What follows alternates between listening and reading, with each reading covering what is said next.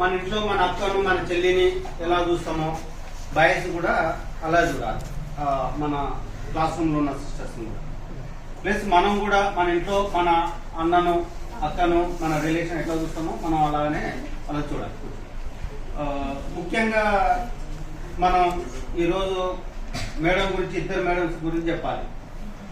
ఇద్దరు మేడమ్స్ మాకు అమ్మలాంటి వాళ్ళు.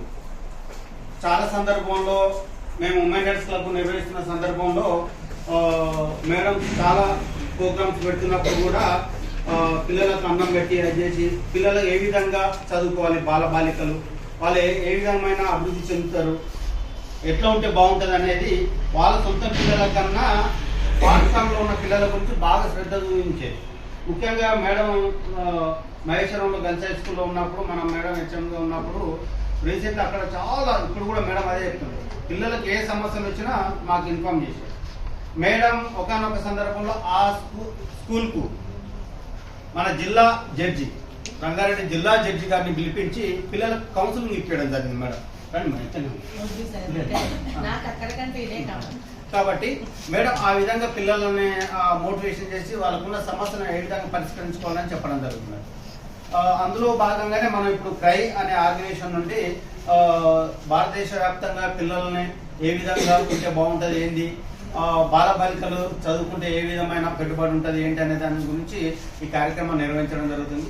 దీని గురించి మా మేడం ఒక 2 మాటలు చెప్పిన తర్వాత, మన ఇద్దరు మేడమ్స్ మనకు చెప్పిన తర్వాత చివరిగా నేను 2 మాటలు మీకు చెప్పి చివరిగా క్లోజ్ చేసుకున్నాము, ఎక్కువసేపు సమయం తీసుకోకుండా. ఖచ్చితంగా అయితే ఇక్కడ ఉన్న వాళ్ళందరూ కూడా మనం ఎయిర్పోర్ట్ దగ్గరలో ఉన్నాం. మనం అందరం కూడా రేపు ఫ్యూచర్లో ఆ ఎయిర్పోర్ట్ ఆ విమానంలో మనం ఎక్కి తిరిగేటట్టు, అవసరం కూడా ఆ విమానంలో జాబ్ వచ్చేటట్టు, ఆ విమానాన్ని మనమే నడిపించే స్థాయికి మనం ఎదగాలంటే ఏం చేయాలి? మీకున్న జ్ఞానాన్ని, నేను ఇప్పుడు మాట్లాడుతున్న నా జ్ఞానాన్ని, నా తెలివిని మీరు ఎవరైనా దొంగిలించగలుగుతారా, దోచుకోగలుగుతారా? కాబట్టి మీకున్న జ్ఞానాన్ని మీరు ఎంత ఎఫెక్ట్గా చదవగలిగితే, ఎంత గొప్పగా చదవగలిగితే అప్పుడు రేపు ఫ్యూచర్లో మనం అభివృద్ధి చెందడం జరుగుతుంది. ముఖ్యంగా క్రయ ఆర్గనైజేషన్ నుండి కానీ, ఎఫెక్ట్ ఆర్గనైజేషన్ నుండి కానీ మనం చేస్తున్నది ఏంటి? బాలికలు తమ విద్యను, అవునా?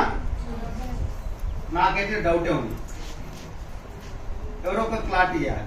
ఇప్పుడు ఉదాహరణకు మన ఇంట్లో మన అమ్మ నాన్న కొంతమంది వ్యవసాయం చేస్తుంటారు, కొంతమంది కంపెనీలో పనిచేస్తుంటారు, కొంతమంది ఎంప్లాయీగా పనిచేస్తున్నారు. మన అమ్మ నాన్నలు ఏం పెట్టుబడి పెడుతున్నారు? డబ్బులు సంపాదనకే కష్టం, శ్రమను కష్టాన్ని పెట్టుబడి పెట్టి డబ్బులు సంపాదించడం జరుగుతుంది. అదేవిధంగా టీచర్స్ ఇక్కడ మీకు ఏం పెట్టుబడి పెడుతున్నారు? విద్యను బోధిస్తున్నారు, జాబ్లో సాల్వ్ చేస్తుంది గవర్నమెంట్. అట్లా మన ఇంట్లో అమ్మ నాన్న వంట చేస్తారా? అమ్మ చేస్తారా? నాన్న చేస్తారా? అమ్మ చేస్తారు. అమ్మ పొదుపుగా ఖర్చు పెడతాడా? నాన్న పొదుపుగా ఖర్చు పెడతాడా? అమ్మ. ఎందుకు అమ్మనే పెడతా, నాన్న ఎందుకు ఖర్చు పెట్టాడు పొదుపుగా?